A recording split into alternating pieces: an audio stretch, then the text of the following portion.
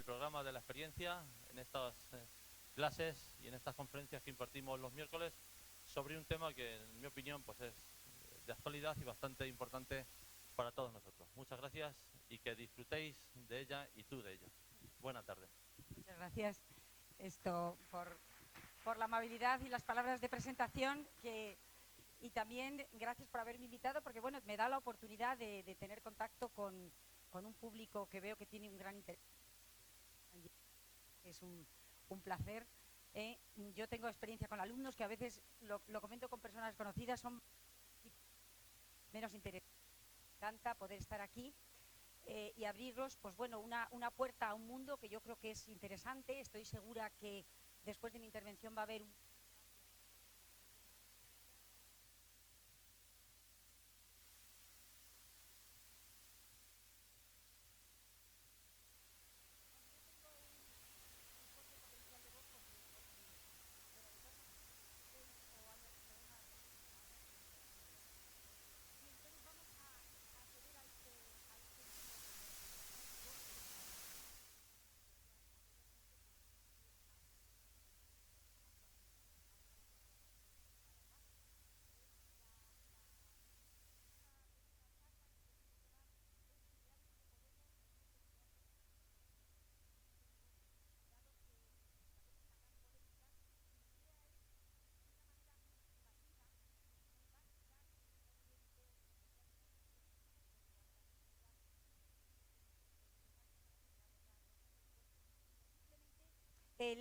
un poquito de la base científica básica sí que voy a acceder a ella para que ustedes puedan entender que realmente tiene una base científica, indudablemente, pero intentaré que de alguna manera lo puedan comprender bien. En cualquier caso, como además me supongo que el nivel es muy diferente porque unos nos hemos dedicado a la docencia en planes científicos, otros a la historia, otros a la geografía u otros a otro tipo de labores, pues me refiero que si alguien tiene interés en profundizar más en el asunto o en el tema, pues que no dude, por favor, en comentármelo, en decírmelo e inclusive yo les puedo pues dar algún tipo de lectura recomendada, enviar algún tipo de conocimientos. También decirles que la presentación que yo os voy a comentar ahora está a vuestra entera disposición, simplemente con un correo electrónico o diciéndoselo a los responsables, pues estará a su entera disposición. No tengo ningún problema en planteársela. Bien, yo antes de meterme en el tema de genéricos, sí que me gusta dar unas pinceladas básicas de lo que es un medicamento. Yo ya sé que todos sabemos lo que es un medicamento, pero os he recogido aquí cuál es la definición que hace de medicamento la ley del propio medicamento establecida en el año 1990 y que establece, defino textualmente, como aquella sustancia medicinal o sus asociaciones o combinaciones destinadas a su utilización tanto en personas como en animales. Por lo tanto, estoy incorporando también medicamentos de uso veterinario y que son capaces de prevenir, diagnosticar, tratar, aliviar o curar enfermedades después de una determinada administración a través de una vía y a una dosis obviamente adecuada que permita alcanzar unos efectos terapéuticos deseados. Ejemplos de este tipo de fármacos, todos los conocéis. Prevenir, pues el ejemplo más conocido son las vacunas. Diagnosticar, pues concretamente los marcadores tumorales, quien no se ha hecho una analítica y tiene sus marcadores tumorales, por lo tanto, esto sirven también para diagnosticar. Para tratar, pues tratar una diabetes, una depresión, una epilepsia, pues tenemos para tratar la diabetes la insulina o la metformina, para tratar una hipercolesterolemia tenemos las estatinas, etcétera. Para aliviar, pues también hay muchísimos ejemplos. Quizás también los más conocidos, pues un analgésico. Uno le duele la cabeza, pues toma un analgésico. O un antiinflamatorio cuando uno tiene una artrosis o un dolor muscular, etcétera, pues recurre a este tipo de fármacos. Y también tenemos fármacos capaces de curar enfermedades. Los ejemplos más típicos pues son los agentes citostáticos o antineoplásicos que afortunadamente en muchas ocasiones permiten curar una patología tan severa y tan importante como es el cáncer, o por ejemplo los antibióticos, quien no ha tenido un proceso infeccioso, un proceso vírico y lo ha resuelto fácilmente gracias a que estos medicamentos han podido curar esa enfermedad. También me gusta diferenciar, yo lo hago con mis alumnos, pero también quiero que lo sepan ustedes, entre lo que es un fármaco de principio activo y lo que es un medicamento. En realidad, el principio activo o el fármaco es la molécula que tiene una estructura química determinada. Aquí os he representado la amoxicilina porque es un antibiótico que todos conocéis Entonces, la amoxicilina tiene una estructura química y esa es la que desencadena el efecto antibiótico. Pero la amoxicilina como tal no se administra a los pacientes, sino que tiene que incorporarse dentro de lo que denominamos una forma farmacéutica. Por ejemplo, un comprimido, un supositorio, una cápsula, y es decir, el medicamento es esa forma farmacéutica que incorpora un fármaco o principio activo y que a una dosis determinada nos va a producir ese efecto terapéutico. Aquí tenéis pues algunas de las que todos conocéis. Por vía oral, pues comprimidos, cápsulas, jarabes, elixires. Por vía rectal, pues supositorios. Por vía transdérmica, pues pomadas, cremas, etcétera, etcétera. Es decir, estos son medicamentos que son administrados para conseguir esa serie de cualquier manera. Lo que sí que quiero decir es que los medicamentos son una clave importante en nuestras vidas, porque de alguna manera pues disminuyen la mortalidad prematura, promueven o producen un importante descenso en la morbilidad y, en definitiva, mejoran la calidad de vida de los individuos, de la población, de manera que han contribuido de forma muy importante a mejorar las expectativas de salud que tenemos pues todos nosotros, sobre todo a partir de una determinada edad. Yo hace unos años, no sé si alguno de vosotros estaría, quizá hace 3 o 4 años, os di una charla para explicaros cómo se pasa desde que una molécula está en el laboratorio y demuestra que tiene una cierta actividad farmacológica hasta que es lanzada al mercado posteriormente.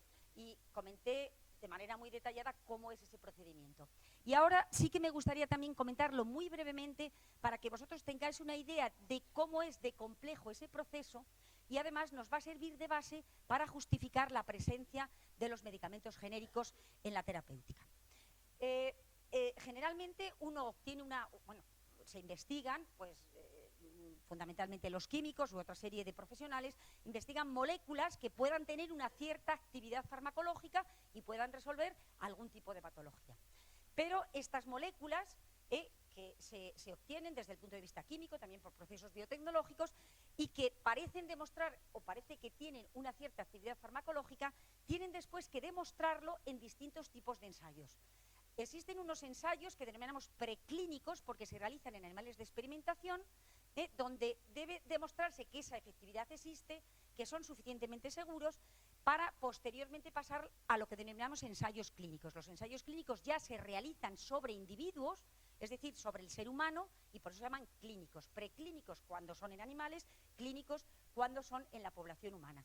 Y deben pasar una serie de fases hasta conseguir demostrar que son suficientemente eficaces y suficientemente seguros como para poder ser lanzados al mercado. Fijaros que el proceso es tan complejo que de cada 10.000 moléculas que demuestran que tienen una cierta actividad farmacológica que podrían resolver determinados tipos de patologías, de cada 10.000 solamente una llega al mercado. Se hagan ustedes una idea de la gran cantidad de pruebas y ensayos que deben realizarse para poder lanzar un medicamento al mercado. Y aquí tenéis un poquito cuáles son las etapas de investigación y desarrollo de un nuevo medicamento.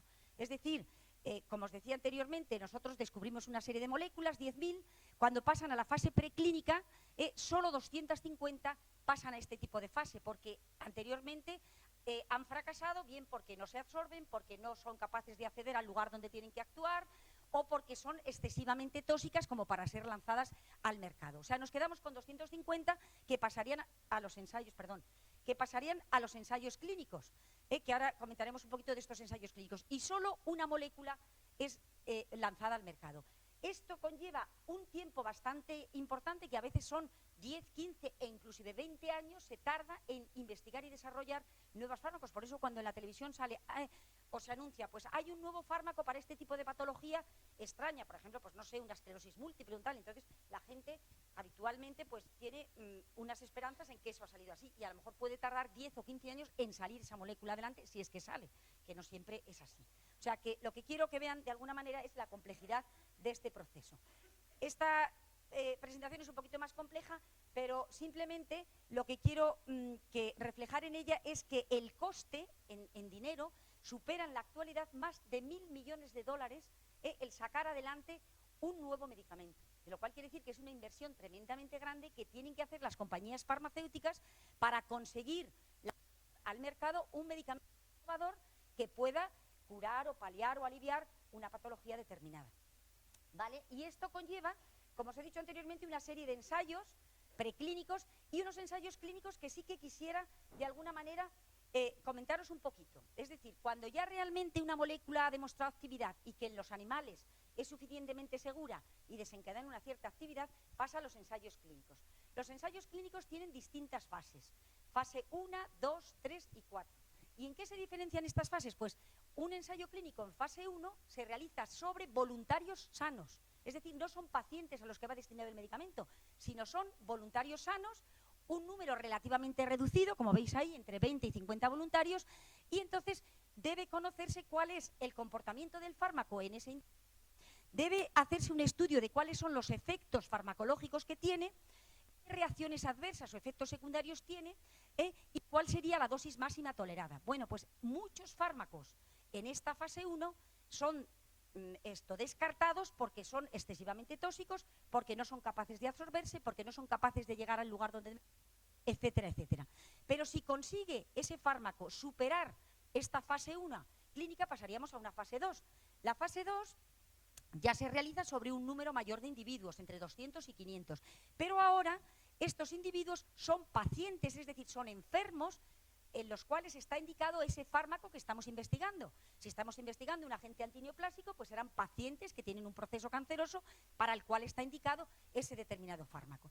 Y además de estudiar lo que hemos estudiado anteriormente en fase 1, sobre voluntarios sanos, vamos a estudiar todo eso y a mayores vamos a ver cuáles son los posibles efectos terapéuticos, porque lo que nosotros queremos es conseguir un efecto terapéutico, que es el objetivo de nuestro estudio. ¿De acuerdo?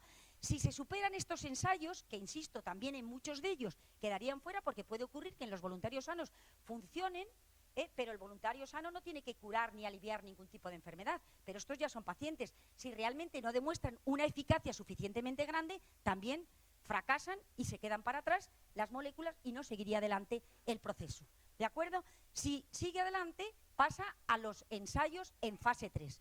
Los ensayos en fase 3 también son sobre pacientes, un número mucho mayor, entre, como veis, hay 2.000 y 5.000 pacientes, y son estudios controlados, ensayos clínicos, son muy complejos, muy costosos, pero si el fármaco consigue superar los ensayos clínicos en fase 3, entonces ya toda la documentación generada a lo largo de todo el proceso pasaría a las agencias reguladoras, que son las que tienen que decidir si ese fármaco puede ser lanzado al mercado, puede ser registrado y lanzado al mercado.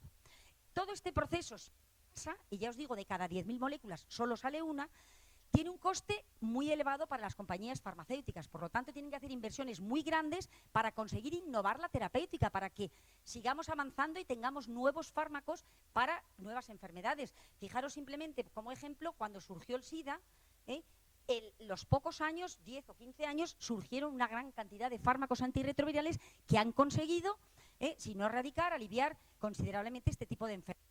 Entonces, la industria tiene que innovar, y para innovar necesita recursos económicos importantes.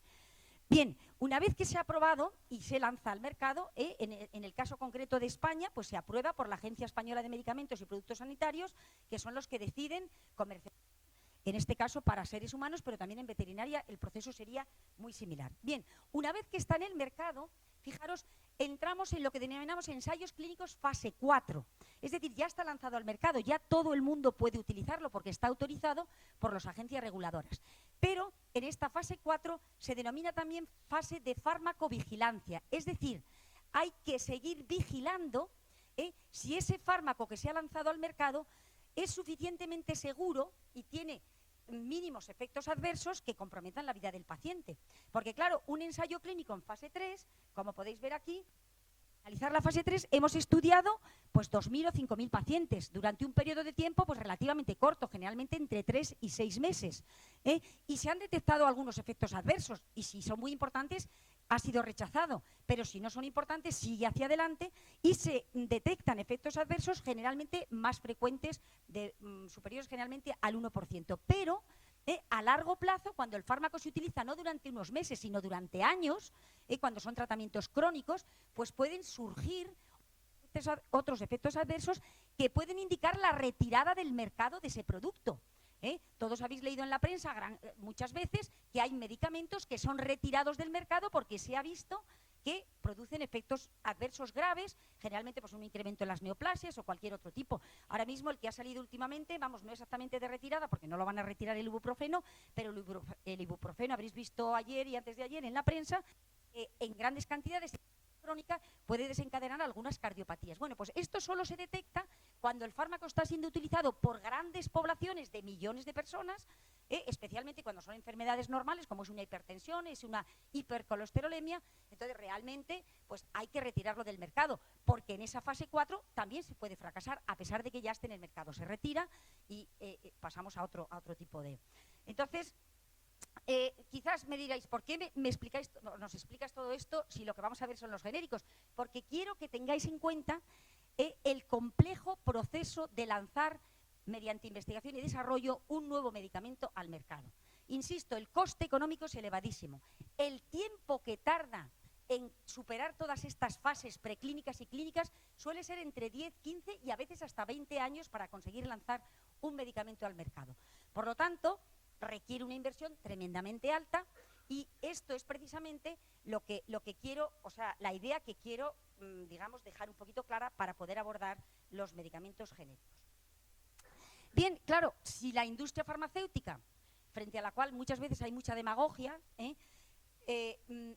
ha tenido que hacer una inversión tan elevada, daros cuenta de una cosa, la industria farmacéutica es un negocio, y muchos de vosotros aquí o habéis tenido un negocio y sabéis lo que es. O sea, que está destinada para tener unas ganancias, y luego esas ganancias poder aportarlas en innovar los productos que va a lanzar. Entonces, ¿cuál es la protección que tiene la industria farmacéutica para que le pueda revertir toda la inversión económica que ha realizado para lanzar un nuevo medicamento al mercado? Pues las patentes. Es decir, la industria farmacéutica, cuando consigue encontrar una molécula prometedora, ¿qué es lo que hace? La patenta. La patenta, y esa patente 20 años. Lo que ocurre es que esos 20 años no empiezan a contar desde que se comercializa el fármaco, desafortunadamente para ellos, sino que la patente suele ser anterior, y a efectos prácticos la patente suele durar unos 12 o 10 años como mucho, a veces hay una extensión a la patente.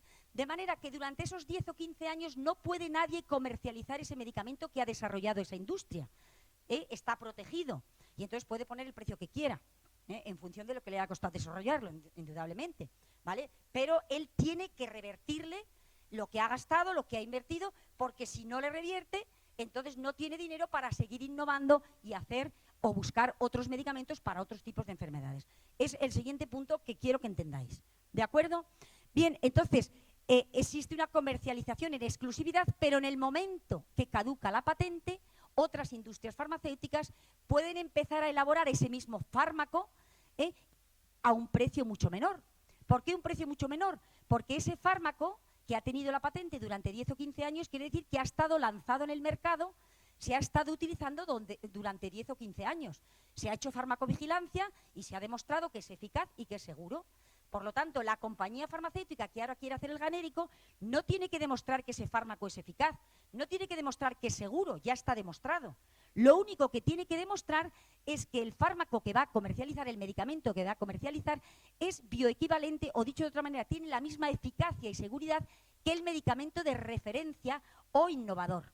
Es decir, a partir de ahora yo voy a hablar de medicamento de referencia o medicamento innovador, aquel medicamento que ha sido lanzado al mercado después de realizar todos los estudios de investigación y desarrollo. Es decir, el que ha costado tantísimo dinero y tantísimo tiempo que sea lanzado al mercado. ¿Hay alguna duda hasta lo que os he comentado? Bien, pues entonces, una vez que caduca la patente, pues a mí me gusta presentar esta frase. Gary Becker fue y es, porque todavía vive, premio Nobel de Economía en el 1992, y vino hace unos años a la Fundación Ramón Areces, y yo tuve la oportunidad de escucharle, y comentaba que las patentes son una herramienta necesaria para asegurar la innovación. Es un poco lo que os he dicho anteriormente. Si nosotros queremos que la industria farmacéutica tenga recursos para seguir innovando y descubriendo e investigando nuevos fármacos para nuevas patologías, o si no son nuevas, algunas patologías, sobre todo en el cáncer, que todavía no están resueltas, pues necesitamos, lógicamente, proteger mediante una patente para que pueda revertir lo que gastaron. Y yo he añadido esto, la expiración de las patentes también. porque si tuvieran el monopolio de por vida, pues tampoco se iban a molestar mucho en innovar. ¿Para qué? Si ya tenían ese medicamento que les está dando unos rendimientos tremendamente altos. Entonces, al expirar la patente, como pueden aparecer los genéricos, realmente se va a producir una bajada del precio y ellos tendrán que buscarse la vida por otros sitios para conseguir desarrollar otros nuevos fármacos y volver a poder hacer la inversión. ¿De acuerdo?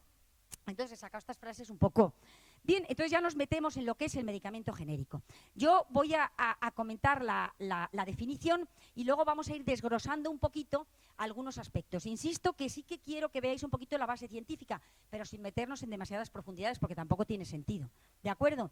Entonces, el Real Decreto 1347/2007 define el medicamento genérico como aquel medicamento que tiene la misma composición cuali y cuantitativa, es decir, tiene los mismos principios activos y en la misma dosis, en principios activos que un medicamento de referencia y en el que se ha tenido que demostrar la bioequivalencia. Ahora os explicaré lo que es la bioequivalencia. Y la bioequivalencia con el medicamento de referencia se demuestra mediante unos estudios adecuados de la biodisponibilidad. También os explicaré lo que es la biodisponibilidad, pero un poquito por encima. No os asustéis mucho porque en realidad lo único que vamos a tratar de demostrar es que el fármaco o el medicamento genérico con respecto al de referencia tiene exactamente la misma actividad, para que puedan ser intercambiables y pueda utilizar indistintamente uno u otro. Eso hay que demostrarlo, ¿de acuerdo?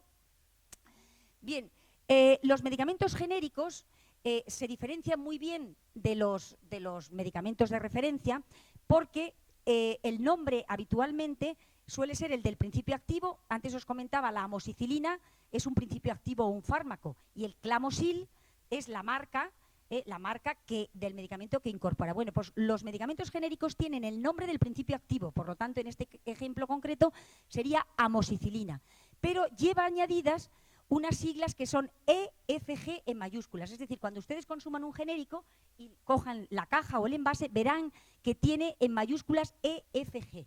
Eso son el acrónimo o las siglas de equivalente farmacéutico genérico.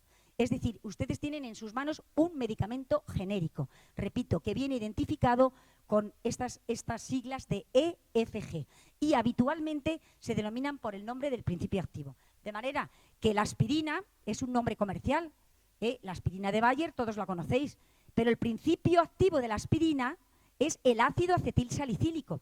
Por lo tanto, si ustedes quieren tomar un genérico de aspirina, tendrán que comprar ácido acetilsalicílico EFG, que puede estar comercializado por Cinfa, por Normon o por cualquier otra compañía, que puede ser española o puede ser europea o americana, pero que es la que comercializa el medicamento genérico. Bien, un poco incidiendo en esa definición que acabamos de ver anteriormente, los requisitos del genérico son los que tenemos aquí recogidos. Primero, el principio genérico debe tener el mismo principio activo, la misma molécula con actividad farmacológica, la misma forma farmacéutica, es decir, si son comprimidos, cápsulas, jarabes o la forma farmacéutica que sea, y la misma dosis que el medicamento de referencia o el medicamento innovador. Es decir, es exactamente, cualitativamente, es lo mismo. Si el medicamento de referencia tiene dosis, son comprimidos de 20 miligramos, el genérico son comprimidos de 20 miligramos que contienen 20 miligramos de ese principio activo. ¿De acuerdo? Bien. La patente que protege ese principio activo debe estar caducada. Lo hemos dejado claramente anteriormente. No se puede comercializar un genérico si no ha caducado la patente, porque entonces está infringiendo la ley. Además, habitualmente se comercializa con el nombre de lo que conocemos como denominación común internacional. Amoxicilina, ácido acetilsalicílico, fluoxetina. Seguro que todos conocen el Prozac, a lo mejor la fluoxetina menos. Pues el Prozac es el nombre del medicamento de referencia de la fluoxetina. Y la fluoxetina también existe como genérico porque caducó la patente de este principio activo y entonces surgieron. Entonces, habitualmente, repito, el nombre del genérico es el nombre del principio activo que contiene. Habitualmente la ley ha cambiado, antes era obligatorio, ahora no es necesariamente obligatorio. Un aspecto importante es que su autorización, es decir, su lanzamiento al mercado, se realiza mediante un procedimiento abreviado de registro. Es decir, todas esas fases preclínicas y clínicas que hemos visto anteriormente no tiene que hacerlas el genérico. El genérico se puede comercializar haciendo un ensayo clínico en fase 1. Recordad que los ensayos clínicos en fase 1 se realizaban en un número reducido de individuos, generalmente 20, 30, 50 como mucho, y en voluntarios sanos. Es decir, no necesitamos administrar el fármaco a pacientes porque ya se ha demostrado su seguridad y eficacia en esos pacientes. Por lo tanto, es un procedimiento abreviado cuyo coste es mínimo si lo comparamos con el innovador, el de referencia, que ha tenido que hacer todo ese proceso. Y está fabricado, y esto es muy importante para ustedes, está fabricado de acuerdo a las más estrictas normas de buena fabricación. Es decir, todos los medicamentos tienen que cumplir una normativa legal y su calidad debe estar garantizada por medio de una serie de normas que nosotros denominamos GMP, que es el acrónimo del término anglosajón, pero bueno, se denominan normas de buena fabricación. Es decir, la calidad farmacéutica es exactamente la misma, la de un medicamento innovador o de referencia, que la de un medicamento genérico. Exactamente la misma. ¿De acuerdo?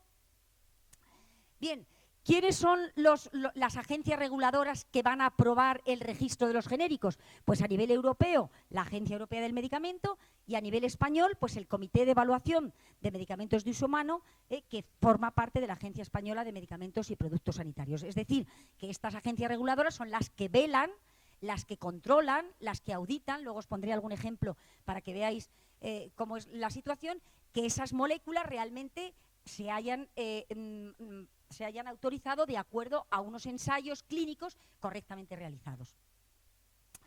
Bien, ¿por qué los medicamentos genéricos son más baratos? Yo creo que ha quedado implícito en lo que os he comentado hasta ahora, porque estamos trasladando las garantías de eficacia y seguridad de la especialidad de referencia. No necesitamos demostrar eficacia y seguridad, ya está demostrada previamente, mediante una serie de ensayos sumamente costosos que no necesita el genérico, ¿de acuerdo?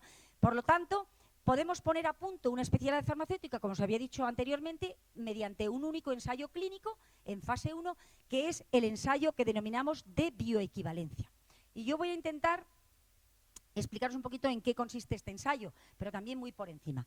En cualquier caso, el objetivo de los ensayos de bioequivalencia está en demostrar que dos medicamentos, es decir, el de referencia o innovador y el que nosotros queremos comercializar como genérico, que contienen el mismo fármaco en la misma dosis, son equivalentes en términos de calidad, los dos tienen buena calidad, en términos de seguridad y en términos de eficacia. Es decir, que son idénticos, nunca pueden ser, pero similares sí que lo son. Y ahora lo entenderéis con algún ejemplo. De manera que el bajo precio del genérico, y eso tiene que quedar muy claro, está causado porque tenemos que amortizar los gastos de investigación y desarrollo que hemos tenido que hacer para lanzar un nuevo medicamento. Pero en absoluto está causado porque la calidad del producto sea inferior a la del medicamento de referencia, porque las exigencias de calidad son exactamente las mismas para los dos tipos de medicamentos. Bien, aquí tenéis un poquito las distintas vías de administración de fármacos, pues sabéis que hay la vía rectal, la vía percutánea, hay aerosoles, hay para la vía oral. La vía oral real más frecuente y es en la que más se han desarrollado los medicamentos genéricos. De manera que cuando uno ingiere un fármaco o un medicamento administrado por vía oral, pues una vez que es deglutido, llega al intestino, en el lugar donde se debe absorber, debe llegar al torrente circulatorio, distribuirse y llegar al lugar donde debe actuar. En este sentido, yo, como dijo anteriormente mi presentador, pues me refiero que soy experta en farmacocinética y preguntaréis, ¿qué es la farmacocinética? Es muy sencillo. Farmacocinética viene de dos palabras, cinética y fármaco. Y lo que de alguna manera desarrolla la farmacocinética es estudiar qué es lo que le ocurre al medicamento cuando se incorpora al organismo. Fijaros que hay otra ciencia que es la farmacodinamia o la farmacología, que lo que estudia es lo que le ocurre a nuestro organismo cuando recibe un medicamento, cuando se administra un medicamento. De manera que si es, por ejemplo, metformina, que es un antidiabético, lo que hace es bajar los niveles de glucemia. Eso estudia la farmacodinamia. La farmacocinética lo que estudia es lo que le ocurre al fármaco una vez que es administrado al organismo, ¿vale? De manera que la farmacocinética responde a cuestiones tales como las que tenéis aquí. ¿Cómo se absorbe? ¿Cuánto se absorbe? ¿En qué cantidad? ¿Cómo llega al torrente circulatorio? ¿A qué velocidad? ¿Cómo se elimina del organismo? ¿Cuánto tarda en eliminarse del organismo? Es decir, son una serie de cuestiones que condicionan el paso del fármaco o de alguna manera nos indican qué es lo que le ocurre al fármaco cuando se administra en el organismo. Y aquí tengo un esquema que lo voy a explicar muy someramente, pero es muy fácilmente entendible. Es decir, desde que un medicamento, y voy a seguir con la administración por vía oral, que es la más habitual, es la misma que siguen los alimentos, desde que un medicamento se hasta que desencadena una respuesta terapéutica, se siguen una serie de pasos, que a veces son sucesivos o a veces son simultáneos, que son los que tengo de alguna manera comentados en esta diapositiva. Entonces, fijaros, yo tomo una forma farmacéutica, pongamos un comprimido, ¿vale? Ese comprimido, cuando yo lo administro con un vaso de agua, pues llega, atraviesa el tracto gastrointestinal y en el intestino tiene que desmoronarse, tiene que disgregarse y tiene que disolver el principio activo. Supongamos que es el ácido acetilsalicílico, la aspirina. Bueno, pues yo me tomo un comprimido de aspirina, ese comprimido se disgrega y tiene que disolverse el ácido acetilsalicílico y esa molécula química es la que va a atravesar las biomembranas para alcanzar el torrente circulatorio, ¿vale? De manera que aquí tendría el fármaco en el plasma, es decir, en el torrente circulatorio. Y una vez que yo tengo el fármaco en el torrente circulatorio, se va a distribuir a los distintos órganos y tejidos de nuestro cuerpo. Es decir, tiene que acceder, imaginad que es un psicofármaco, pues tiene que acceder al sistema nervioso central. O que es un antineoplásico que tiene que actuar a nivel de un tumor hepático, pues tiene que acceder al hígado, ¿vale? Entonces, accede a los distintos órganos y tejidos, entre los cuales se encuentra el hígado, que es el órgano fundamental donde se biotransforman o metabolizan no solamente los alimentos, sino también los fármacos, para posteriormente ser eliminados a través del riñón. Hay fármacos que se eliminan rápidamente, hay fármacos que se eliminan más lentamente. Todas estas características hay que tenerlas en cuenta a la hora de dosificar y ver con qué frecuencia tengo que administrar el fármaco. Pero si os dais cuenta, aquí tengo un esquema de lo que le ocurre al fármaco, es decir, de la forma farmacéutica se libera, se absorbe, alcanza el torrente circulatorio y se distribuye en los distintos órganos y tejidos, entre los cuales tiene que estar el órgano sobre el cual tiene que actuar, que es diferente dependiendo del tipo de fármaco. De manera que esta etapa, esto que he comentado, es la farmacocinética. Pero el fármaco tiene que unirse al receptor, donde se genera un efecto químico y una respuesta farmacológica que da lugar al efecto terapéutico. Digamos, esta parte sería la farmacodinamia o farmacología y la otra sería la farmacocinética. ¿De acuerdo? Es decir, yo al final, cuando administro un comprimido, lo que quiero conseguir es un efecto terapéutico, pero tengo que pasar por toda esa serie de procesos. Bien, pues fijaros que en farmacocinética lo que hacemos generalmente es seguir cómo es la evolución de la concentración del fármaco en el torrente circulatorio. Porque las concentraciones que tengo de fármaco en el torrente circulatorio son un reflejo de las concentraciones que tengo en los distintos órganos y tejidos y, por lo tanto, en el tejido donde tiene que actuar ese fármaco. Entonces, las concentraciones que yo tengo en sangre, de alguna manera, me van a reflejar de manera indirecta cuál es el efecto terapéutico. Si existe una relación entre el efecto terapéutico y la concentración que tengo en sangre, pues puedo medir el efecto terapéutico, que sería mucho mejor, o medir la concentración en sangre. La concentración en sangre es una respuesta intermedia, pero que refleja el efecto terapéutico. Claro, los efectos terapéuticos pueden ser muy fáciles de medir. Por ejemplo, si en un paciente diabético yo puedo medir fácilmente su glucemia, en un paciente hipertenso fácilmente su tensión arterial. Pero imaginad, por ejemplo, en un paciente epiléptico. ¿Cómo mido yo si el fármaco es eficaz o no? ¿Espero a que le dé una convulsión y ver que está matando? Si yo puedo medir la concentración en sangre y sé a qué concentración en sangre ese medicamento es eficaz, pues evito que por empirismo yo pueda determinar una dosis después de que le dé al señor un... Entonces, hay muchísimos efectos terapéuticos de medir y que, sin embargo, pueden ser medidos mediante las concentraciones en sangre. Todos estos procesos que os he dicho de absorción, distribución y eliminación del fármaco condicionan que en sangre tenga un determinado perfil de concentraciones plasmáticas, que es lo que tenéis aquí recogido. Es decir, si os dais cuenta, lo que represento aquí sería... Vaya, se me ha ido... Bueno, ahí. Lo que represento aquí sería la concentración de fármaco en función del tiempo. Entonces, fijaros que la concentración de fármaco sube cuando se está produciendo la absorción, pero como luego el fármaco se elimina, pues tengo una fase de eliminación. Este sería un perfil típico de concentraciones en sangre. Y este perfil es el que va a desencadenar el efecto terapéutico. Por lo tanto, como es una variable digamos, intermedia entre la respuesta de la respuesta, yo midiendo las concentraciones en sangre puedo predecir si el efecto farmacológico es adecuado o no. Que en la siguiente, diapositiva, que tiene el mismo esquema exactamente, lo que os pongo aquí es a concentraciones plasmáticas iguales de un mismo principio activo si obtienen efectos farmacológicos iguales. Esta es la base de bioequivalencia que se hacen para establecer los genéricos. Fijaros, en el siguiente, aquí podéis ver, sería un mismo medicamento, las curvas de un mismo medicamento administrado en 3 formulaciones, una formulación A, una B y una C. ¿Vosotros creéis que el efecto de A, B y C sería igual o no? No, porque sus perfiles no son iguales. Si los perfiles fueran superiores, entonces yo sí que podría decir que sus efectos van a ser los mismos. ¿De acuerdo? Pero si no es así, no puedo decirlo. Es decir, que en este caso, estas 3 formulaciones no son bioequivalentes, no van a producir el mismo efecto. Y por lo tanto, si yo resulta que el medicamento de referencia, imaginad que es el A, y quiero probar si B y C podrían ser bioequivalentes con A, tendría que decir que no. Es decir, B y C no podrían ser genéricos de A. ¿De acuerdo? Bien, pues precisamente en esto es en lo que se basa el fundamento del ensayo de bioequivalencia, es decir, en asumir que a concentraciones plasmáticas iguales del mismo principio activo se obtienen efectos farmacológicos iguales. ¿Por qué? Porque, como veis aquí, existe una relación entre el efecto y la concentración. A igualdad de concentraciones tengo el mismo efecto farmacológico. De manera que, bueno, esto es un poco lo mismo. La concentración en plasma está en equilibrio con la concentración en el lugar donde el fármaco tiene que actuar y, en consecuencia, con el efecto farmacológico, ¿vale?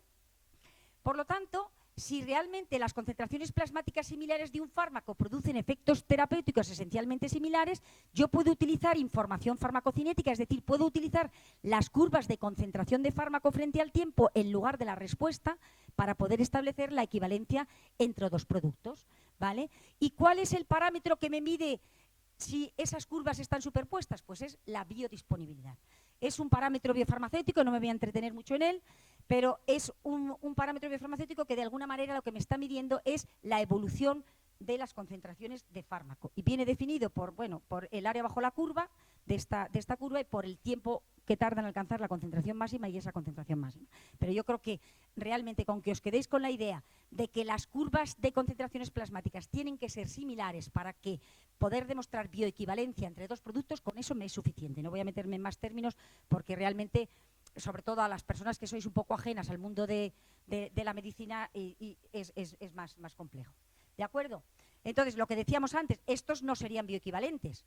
Sin embargo, fijaros, en un ensayo de bioequivalencia, en el que yo administro a un individuo el medicamento original o innovador, el medicamento original o innovador, que sería, perdonad,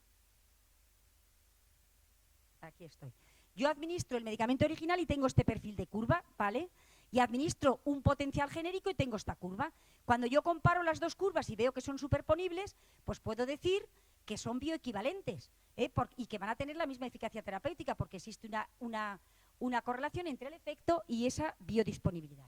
Si por el contrario, cuando yo administro el fármaco A, que sería el innovador, y el potencial genérico, y comparo las curvas y no son iguales, entonces el efecto que voy a conseguir es completamente diferente. Ahí no podría decir que son bioequivalentes.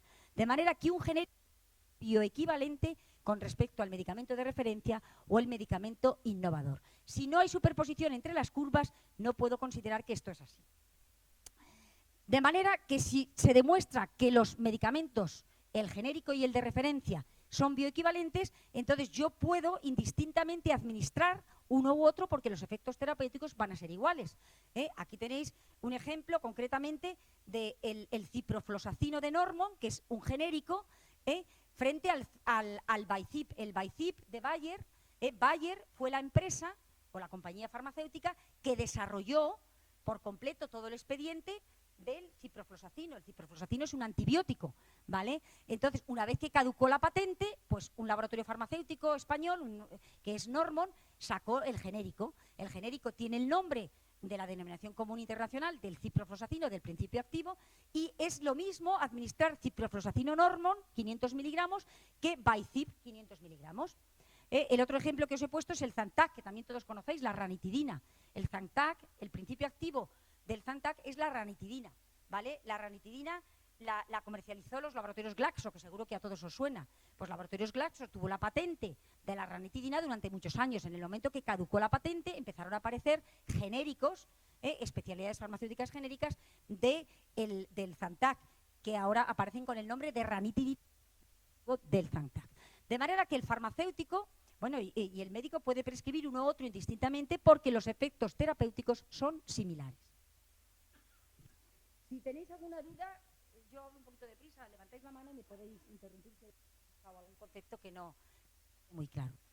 Bien, entonces también voy a explicar de manera muy rápida cómo se hace un ensayo de bioequivalencia. Os decía antes que un ensayo de bioequivalencia en realidad es un ensayo clínico fase 1. Es decir, se realiza sobre un grupo de voluntarios, un grupo de 20, 30, 40 individuos voluntarios sanos. Y esos individuos reciben la formulación de referencia, a distintos tiempos se toman muestras de sangre y se construyen las curvas de concentración-tiempo del fármaco en ese grupo de voluntarios. Una vez que hay un cierto periodo de lavado que llamamos para que no quede nada, pues ese mismo grupo de individuos reciben el potencial genérico, el fármaco que nosotros queremos comercializar como genérico, y hacemos también las curvas de concentración-tiempo y las comparamos. Si esa comparación, de acuerdo a los criterios estadísticos que están determinados y establecidos por las agencias reguladoras como la FDA o la Agencia Europea del Medicamento, la Agencia Española del Medicamento, cumplen los requisitos, entonces puede ser comercializado como genérico. Una cosa que no os he dicho es que existe una amplia variabilidad interindividual, es decir, que si, por ejemplo, en esta población que estáis vosotros ahora, tomaseis todos, por ejemplo, 1000 miligramos de ácido acetilsalicílico de aspirina y determinásemos las concentraciones, no todos tendríais las mismas concentraciones, ¿vale? Porque unos pacientes metabolizan más rápido, otros más lentos, hay factores genéticos, hay factores ambientales, hay factores idiosincrásicos que hacen que existan diferencias. Es decir, ojalá cuando administrásemos una misma dosis a toda la población nos dieran exactamente los mismos niveles. Hay una variabilidad importante que hay que considerar. Entonces, yo os he traído aquí un ejemplo de un estudio de bioequivalencia que he realizado en nuestro laboratorio con oflosacino. El oflosacino es un antibiótico, de manera que aquí aparecen representadas las curvas concentraciones-tiempo después de administrar el medicamento de referencia a un grupo de 20 pacientes. Podéis observar que, claro, las curvas son más o menos similares, pero hay una variabilidad de unas a otras, ¿vale? Lo que se hace habitualmente es determinar los valores medios y establecer lo que denominamos una curva media, que podéis ahí ver representada, con unas desviaciones que están contemplando de alguna manera esa variabilidad. Entonces, esta sería la curva media de concentraciones de fármaco en sangre obtenidas tras la administración del medicamento de referencia, ¿vale? Bien, pues esos mismos voluntarios recibieron después una fórmula que pretendía demostrar bioequivalencia para ver si se podía comercializar como genérico. Y aquí las tenéis. Veis que son un poquito diferentes de las anteriores, pero también existe una variabilidad interindividual. De manera que la curva media es la que tendríais aquí. Cuando yo superpongo las dos curvas, fijaros lo que aparece aquí. ¿Creéis que este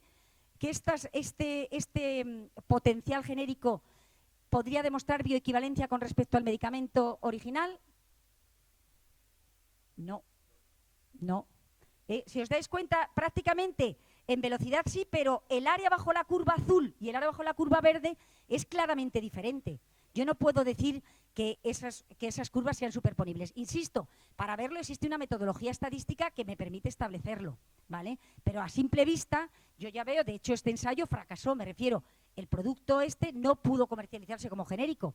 Tenía la misma dosis, efectivamente, pero los excipientes, el proceso tecnológico y otra serie de procesos, pues hicieron que la liberación de del principio activo no fuera igual que la que tenía el medicamento de referencia y por lo tanto no son bioequivalentes, ¿de acuerdo? Aquí tenéis, por ejemplo, dos formulaciones que sí que serían bioequivalentes, son prácticamente superponibles, tienen prácticamente el área bajo la curva similar y la velocidad a la cual se absorben pues prácticamente es igual. Este sería un ejemplo de bioequivalencia. Ahora lo pongo con un medicamento, esto es una simulación. Estos, por ejemplo, no serían bioequivalentes porque el área bajo la curva, es decir, la exposición es distinta y por lo tanto en magnitud no serían bioequivalentes. Estos tampoco, porque aunque el área bajo la curva sea más o menos similar, pues uno se absorbe más rápidamente que otro, no son bioequivalentes. Y estos, por supuesto, tampoco son bioequivalentes. Es decir, que cuando nosotros contrastamos unas curvas con otras, tienen, para que sean bioequivalentes, que ser superponibles aplicándoles una serie de criterios estadísticos. Aquí tenéis un ensayo de bioequivalencia de un genérico de clozapina y podéis ver la curva negra es el test, y la curva de puntitos es la de referencia. Pero sí que podéis ver que prácticamente son superponibles. Por lo tanto, cuando se realiza este ensayo, podemos decir que son bioequivalentes. Hasta aquí más o menos. Bueno, no sé, estaba mirando cómo voy de tiempo, pero esto... ¿Me seguís un poquito lo que os voy diciendo, más o menos? A ver, o después. Si quieres ahora o si quieres después. Rompemos un poco el... Claro. Sí, vamos a ver, la pregunta que me hace no está relacionada con genéricos, pero en general cualquier medicamento, y eso, mira, estaba María Victoria hablando cuando tomábamos un café, que por qué los prospectos de los medicamentos tienen tantísima información relacionada con los efectos adversos. Las agencias reguladoras obligan a ponerlo todo. Entonces, algunos efectos adversos realmente pues, aparecen uno de cada 100.000 o uno de cada... Pero están obligados, hay una normativa relativa a los prospectos que están obligados a ponerlo. El problema es que muchas veces si uno se lo lee y resulta que produce cosquillo y a ti te ha dolido tal, ya estás pensando que es que lo que estás tomando te ha producido. Y a veces lo que hacemos es no leerlos para evitar. pero realmente es una obligación por parte de las agencias reguladoras que quede de alguna manera reflejado en el prospecto todo lo que puede ocurrir en relación a los efectos adversos. Bueno, me refiero, hombre, tiene que estar contrastado científicamente. O sea que me refiero que si se ha descrito, por eso la farmacovigilancia es importantísima. Entonces los que están en hospitales, como me refiero, hay un tipo de, o sea, tú tienes que notificar cualquier tipo de de efecto adverso que esté asociado con el fármaco. A veces puede no estarlo asociado. Entonces hay todos unos protocolos complejos científicos pero realmente es verdad que tienen muchísima información, pero es que están obligados siempre y cuando esté demostrado científicamente, pero a lo mejor son efectos adversos frecuentes de los prospectos, los frecuentes, los muy poco frecuentes o los, que realmente son claro, y todo se los aplica a uno, Dime.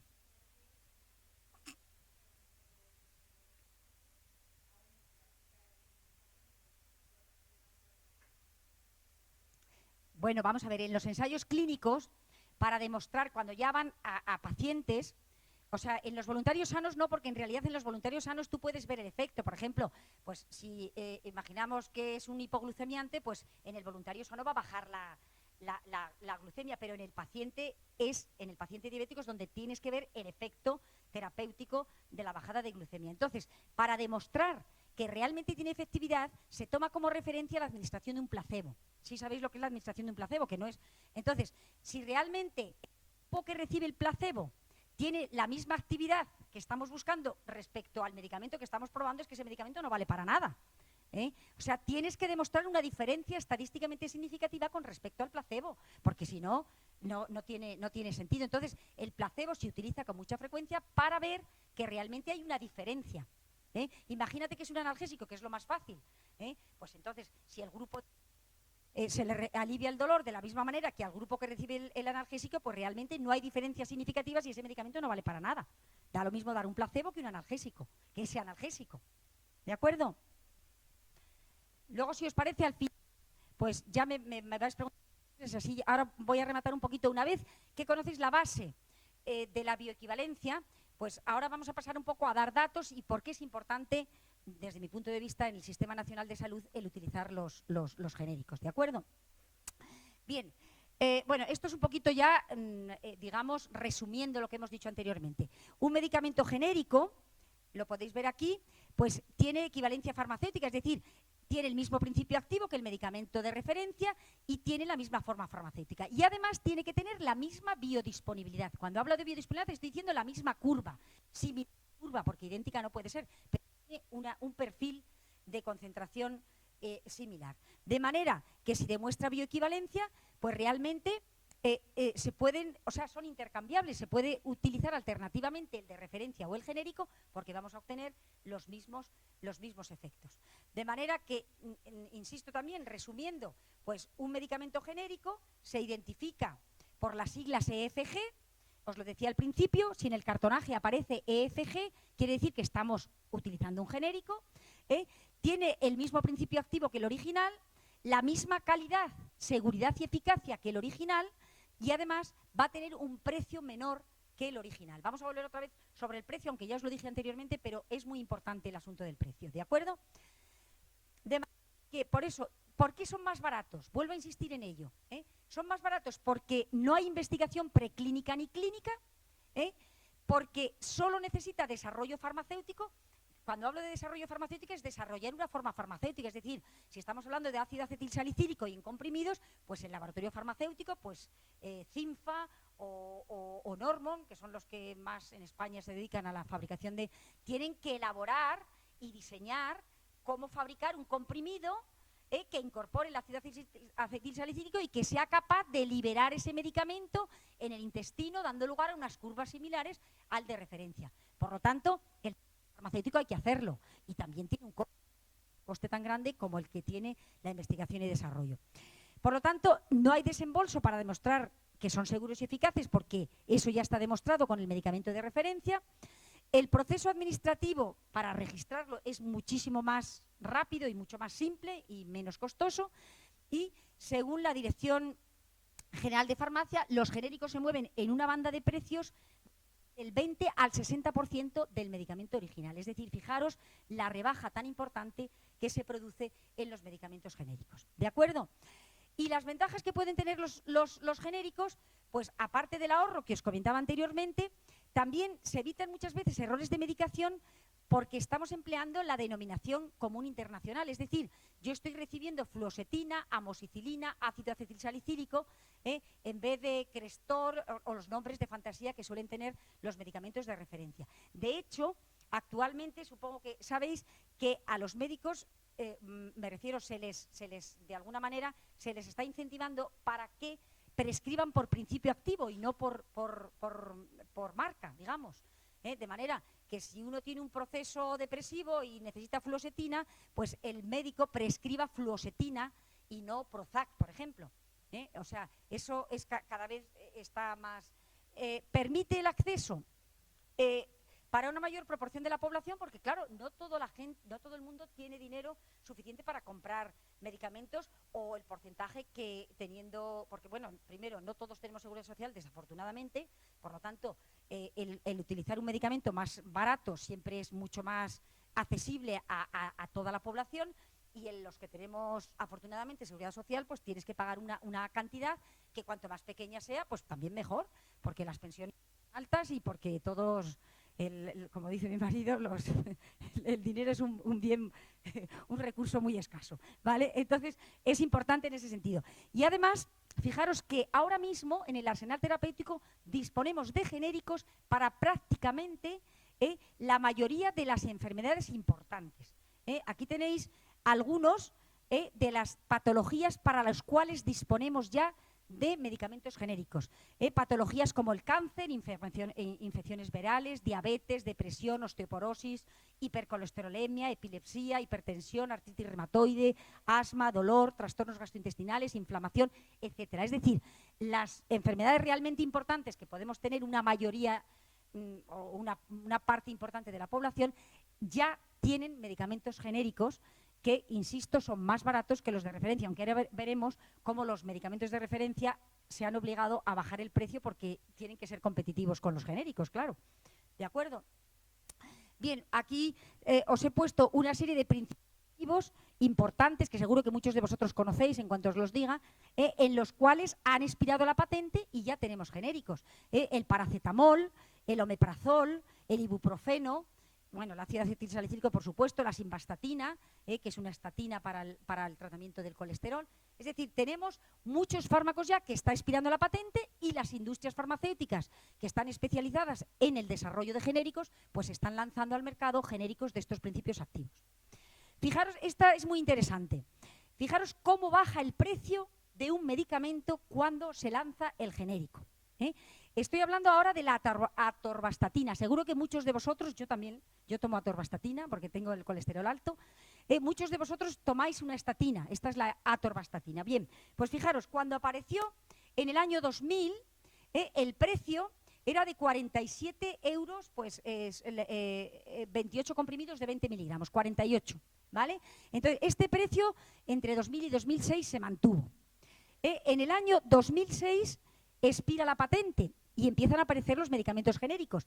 Y el precio se mantiene prácticamente, baja 2 o 3 euros, 45 euros. Se mantiene porque aún no se han lanzado, aunque empiezan a aparecer genéricos, no se han lanzado al mercado. ¿De acuerdo?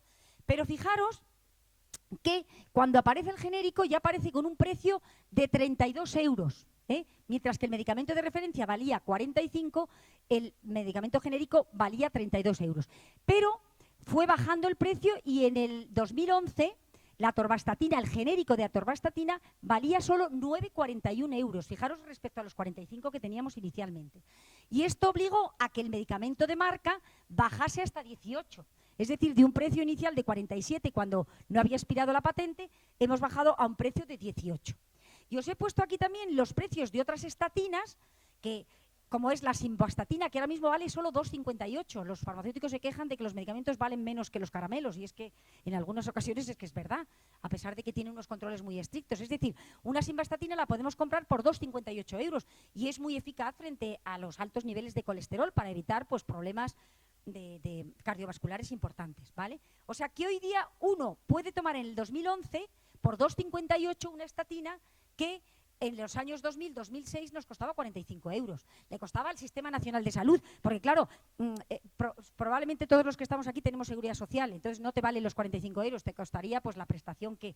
Pero al Sistema Nacional de Salud, que somos todos, porque todos estamos pagando nuestros impuestos y todos estamos pagando. Entonces necesitamos ahorrar al Sistema Nacional de Salud. Me diréis que para qué, ahora lo voy a poner más adelante. Daros cuenta de una cosa, el gasto en medicamentos está incrementándose exponencialmente. ¿Por qué? Porque están apareciendo cada vez nuevos medicamentos, muchos de ellos de origen biotecnológico, que son carísimos. Y para que el Sistema Nacional de Salud pueda afrontar esos gastos, tiene que reducir en otras cosas. Y ¿qué menos que reducir en unas estatinas que estamos tomando una parte importante de la población? Y si reducimos ese precio, pues el resto que queda podemos invertirlo en poder utilizar ese dinero para otros medicamentos innovadores que están apareciendo y que son carísimos, porque además no ha expirado la patente. No sé si entendéis un poco la filosofía, pero es que, me refiero, tenemos que conseguir que nuestro Sistema Nacional de Salud sea sostenible, el de España y el de Europa y el del mundo, en definitiva.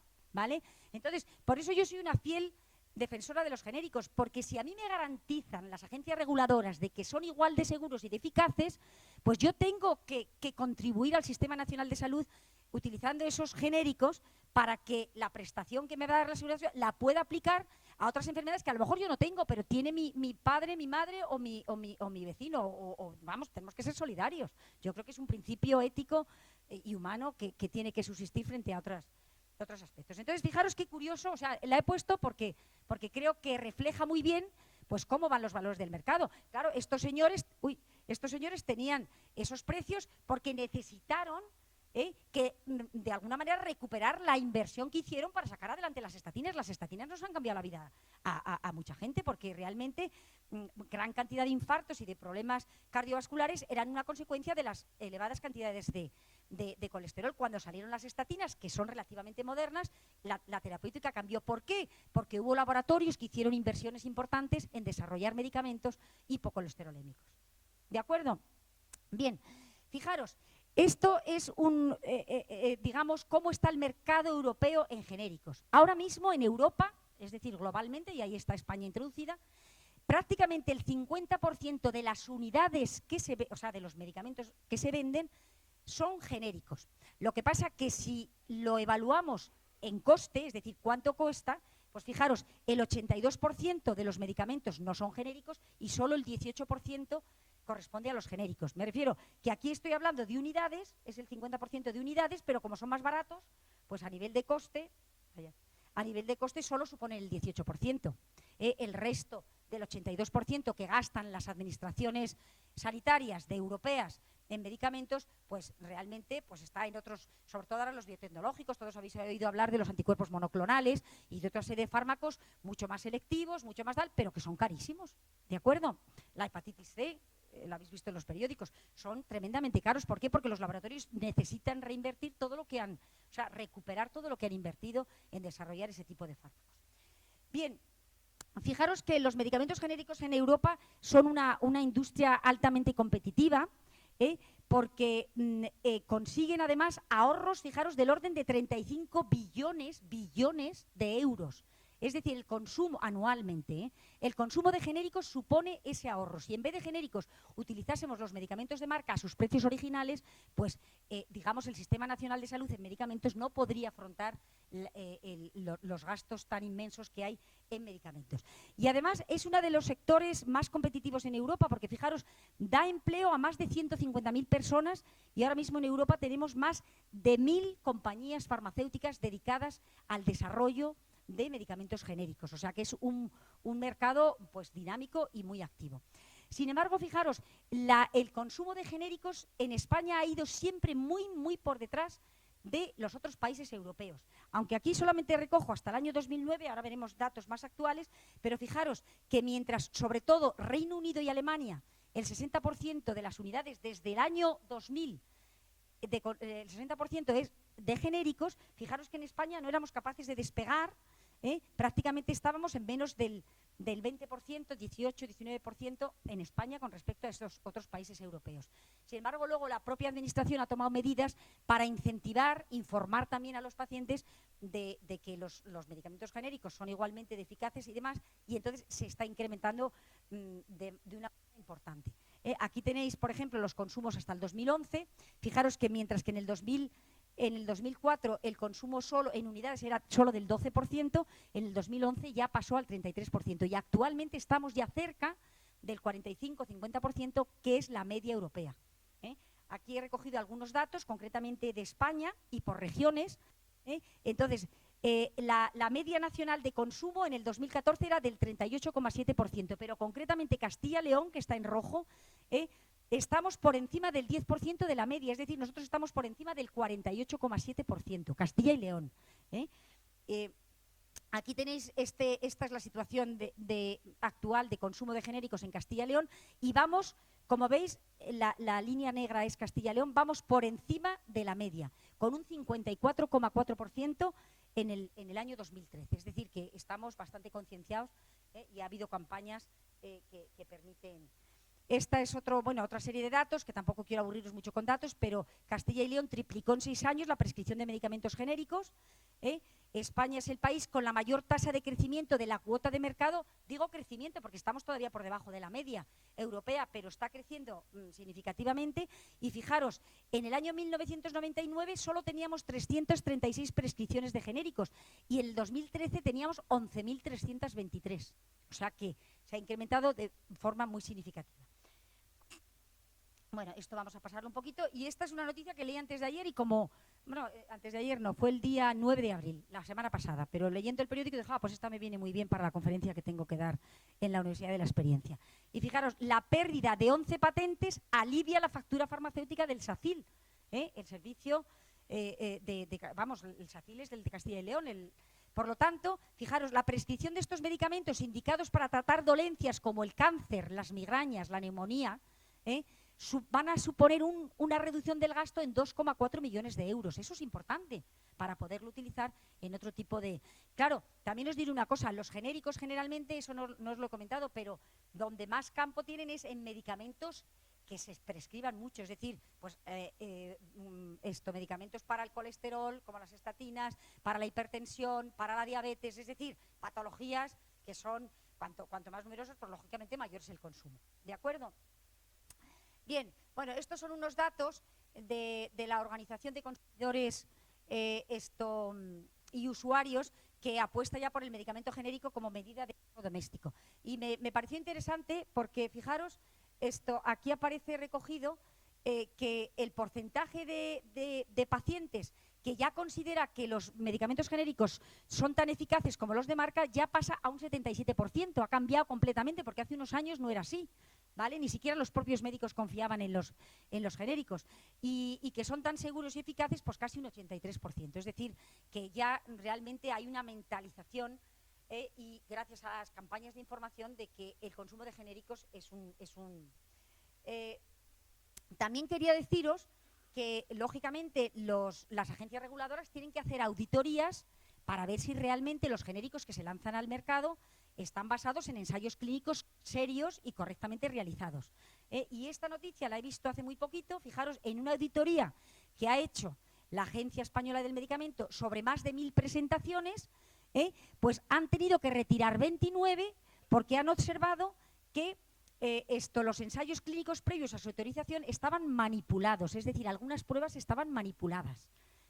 Con lo cual quiero decir que nosotros tenemos que confiar en las agencias reguladoras que están continuamente controlando para que realmente no se lancen falsos medicamentos. Concretamente, estos 29 estaban siendo comercializados por una empresa, una empresa india que probablemente pues tendría algún tipo de problema de impureza. No me voy a meter mucho en ello, pero sí que me parecía que era un dato interesante. También comentaros que existe una asociación española de fabricantes de medicamentos genéricos que os he recogido aquí cuál es la página web, porque si alguno tiene interés, pues puede consultarla porque tiene una gran cantidad de información. De hecho, esta asociación pues divulga online y gratuitamente una revista electrónica virtual que se denomina En Genérico y que nos proporciona información de todo tipo en relación con los genéricos y en la que participamos, pues esta es la revista En Genérico, participamos pues muchos profesionales del ámbito de la salud.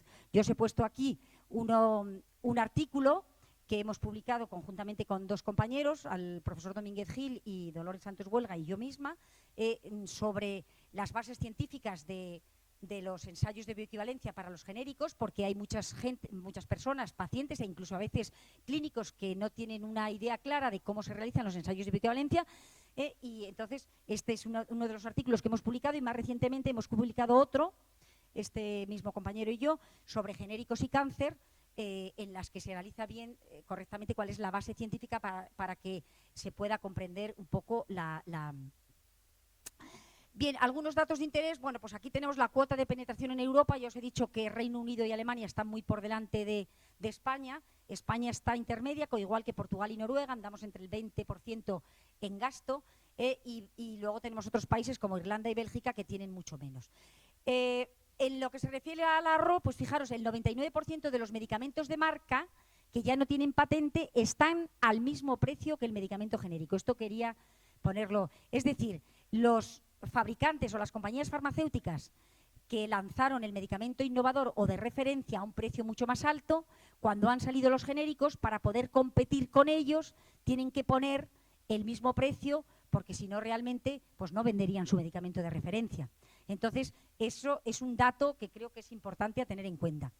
Las compañías innovadoras, como digo, tienen que bajar sus precios para poder competir. Pero hay una cosa que realmente no sé si conocéis, pero que es importante, y es que la normativa sigue discriminando a la marca porque, aun teniendo el mismo precio, la ley establece que a igualdad de precios el farmacéutico tiene que dispensar el genérico en vez del de marca.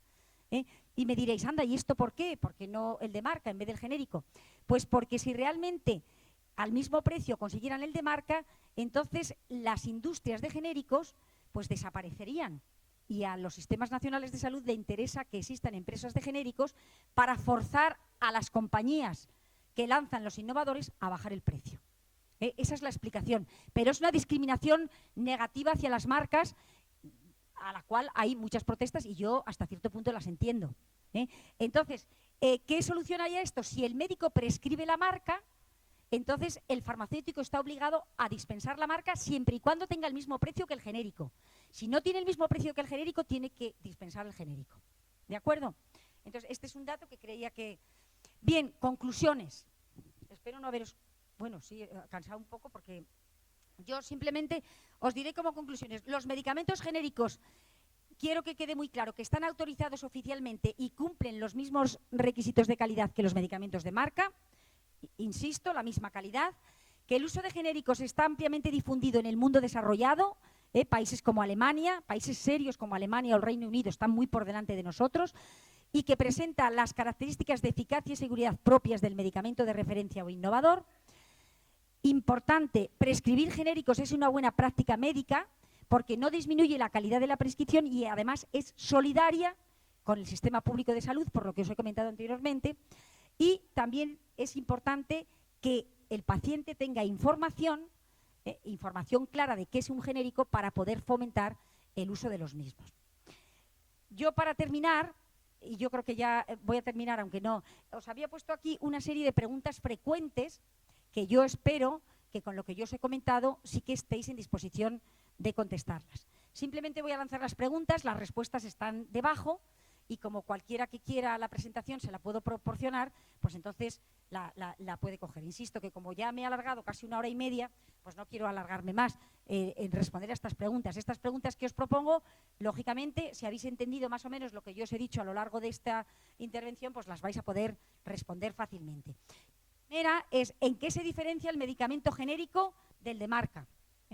Bueno, pues muy rápidamente, el nombre tiene el nombre del principio activo, y además tiene las siglas EFG, y además son más baratos. Con eso es suficiente.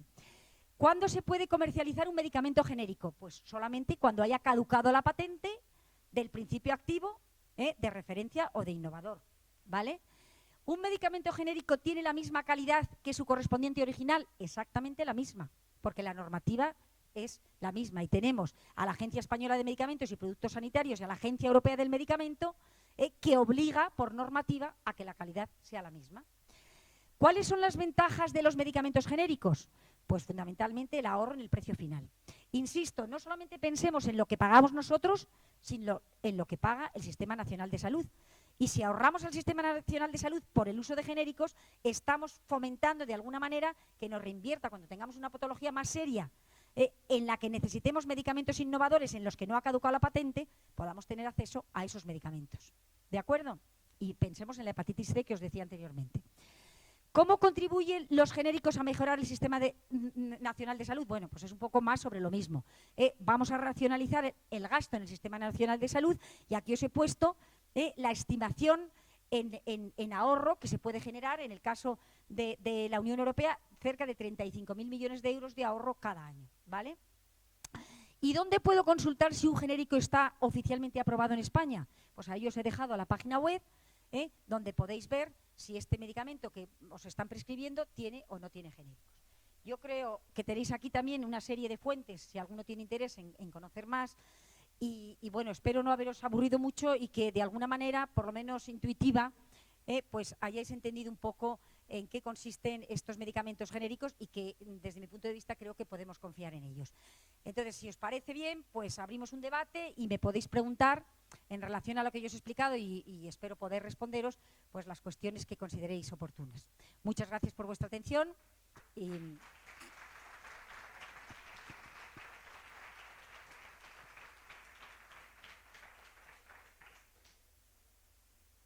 A ver, ¿alguna cuestión?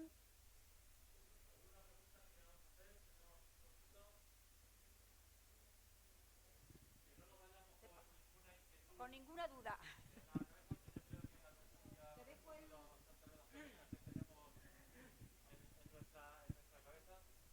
Yo quería saber lo del Sovaldi, por ejemplo.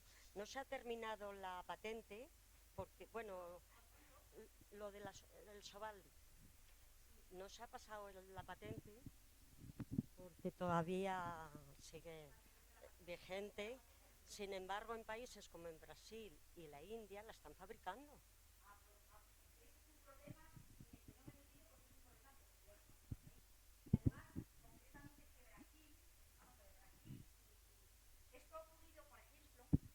Medicamentos antirretrovirales, es decir, surgió han salido cosas antirretrovirales que no ha caducado la patente, pero existen algunas excepciones para países en desarrollo o países que no disponen de recursos suficientes, en los cuales llegan a un consorcio, hay un convenio, hay un organismo internacional que regula este tipo de cosas. Entonces, países que no pueden acceder por el alto coste de estos fármacos, pues se consiguen a precios muchísimo más baratos, porque es más importante, digamos, de alguna manera, frenar la pandemia de SIDA que puede haber en Brasil, que podría extenderse al resto de eso. Entonces, hay una serie de convenios o de consorcios, efectivamente, que aunque no dada la patente, se de acuerdo con el laboratorio. Esto ha ocurrido en países africanos, y en países tal, y ha habido mucha polémica, pero lógicamente en este campo no me he metido. Hay muchísimo, y de hecho yo en Brasil he estado dando un curso precisamente de genéricos en los que ha salido todo esto. Entonces hay muchísima información también en la red, pero indudablemente tiene un acceso, pues, a lo mejor aquí puede costar 40 y allí puede costar 2 euros, un antirretroviral. Claro, luego esto se presta al mercado negro, porque uno lo puede comprar en Brasil a 2 euros y venir aquí a venderlo a 40. Y no sé si habéis visto también en la prensa que en España, por ejemplo, los medicamentos son más baratos que en Europa, y ha habido algunas cooperativas farmacéuticas y algunas, iba a decir, desalmadas oficinas de farmacia, casi 300 o 400, que han comprado a las cooperativas el fármaco al precio español y lo han vendido en Francia o en Alemania a otros precios. Y han conseguido, o sea, como en todo, este es un tema que sale un poco del ámbito de lo que yo he estado explicando hoy, pero ahí hay miga, porque como en todos los lados la corrupción corre como pero sí, efectivamente, hombre, y eso está bien. Es decir, que que países en vías de desarrollo, como es África, y que no tienen medios suficientes para poder acceder a esos fármacos, se les proporcionen realmente, y ahí está la solidaridad también de las propias compañías farmacéuticas. ¿Vale?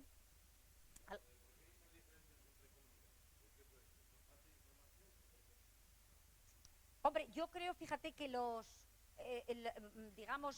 pues las consejerías de sanidad hacen campañas de información y ahí yo creo que la actividad también puede ser diferente, pero sí hay diferencias. Si habéis visto en el mapa de España, nosotros estamos los primeros, Castilla y León estamos los primeros, pero hay otras comunidades que están muy por debajo de la media. A veces también en el dinero, es decir, las comunidades más ricas, curiosamente en España, son las que utilizan menos genéricos.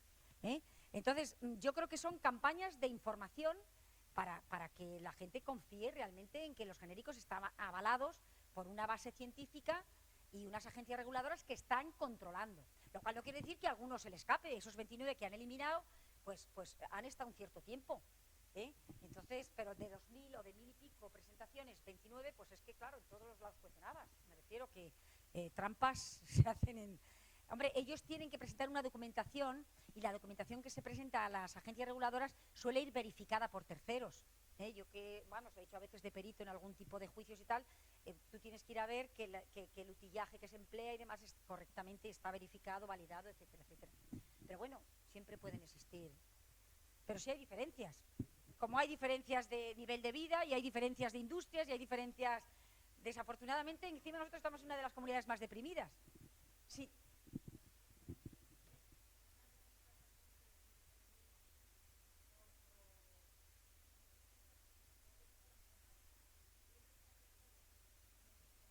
Hombre, yo creo que está lo del Prosereme y...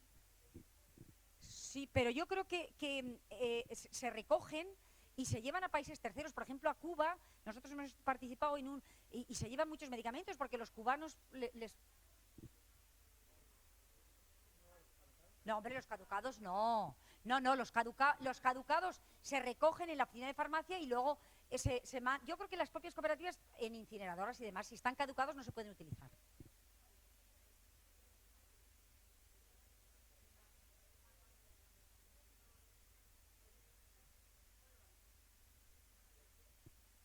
Desde luego, si están caducados se eliminan, y yo creo que hay, la verdad es que yo no estoy en oficina de farmacia, estoy en la universidad y desconozco un poco más cómo es este sistema, pero se hacen, vamos, se recogen bastantes medicamentos para cuando se van a países de tercero que los llevan, porque es que, por ejemplo, sin ir más lejos, yo estaba en Cuba, es que en Cuba yo recuerdo una que me cobraron como 7 o 8 mil pesetas, y aquí costaba, bueno, en pesetas le hablo porque circulaban las pesetas y aquí costaban 50.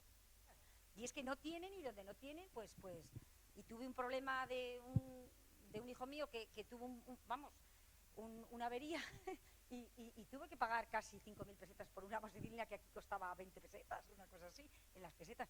Pero vamos, que realmente los que no están caducados yo creo que sí que se reutilizan.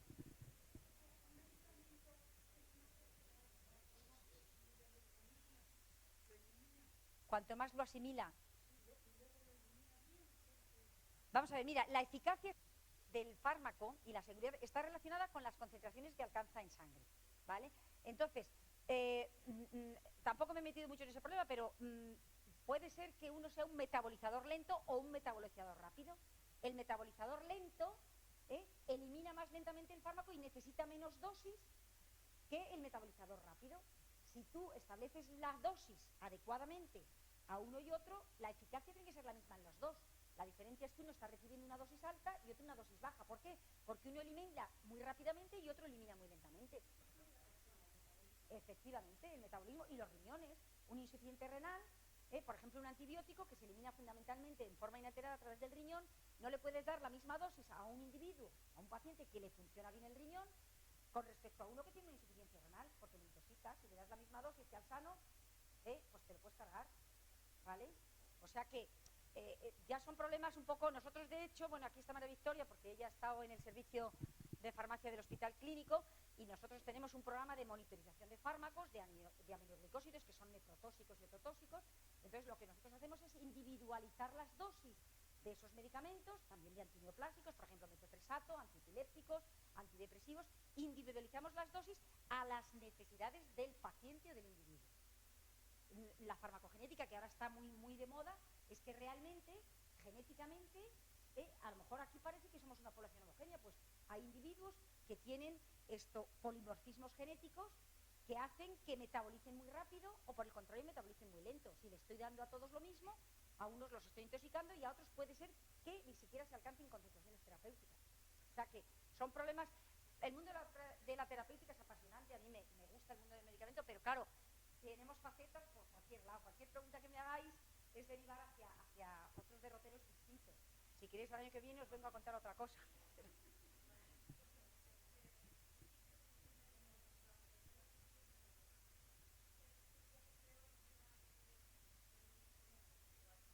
¿Cobertura? ¿A qué te refieres con cobertura?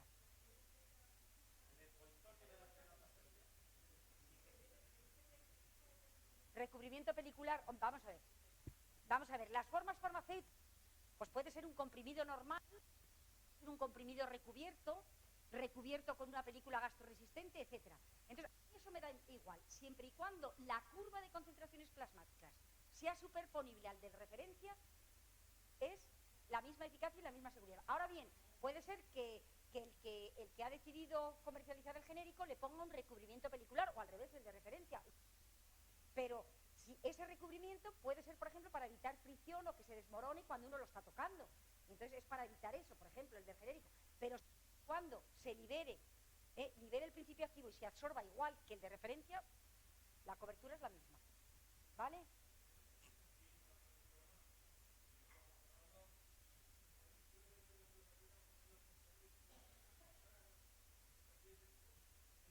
Bueno, muchas gracias.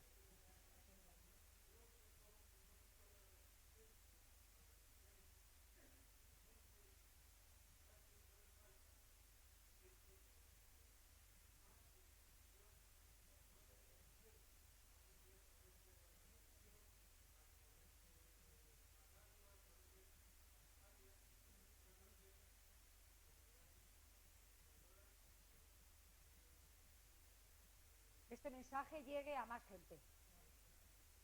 Estoy totalmente de acuerdo. Yo la verdad es que en la medida de lo que he podido, he hecho algunas publicaciones en la revista En Genérico, y también, por ejemplo, soy vocal de la Asociación de Antiguos Alumnos, y entonces a los antiguos alumnos de la universidad también les he dado charlas de genéricos, he dado en Castilla y León, he dado soy miembro de la Real Academia de Medicina de Valladolid y también he ido a hablar de genéricos.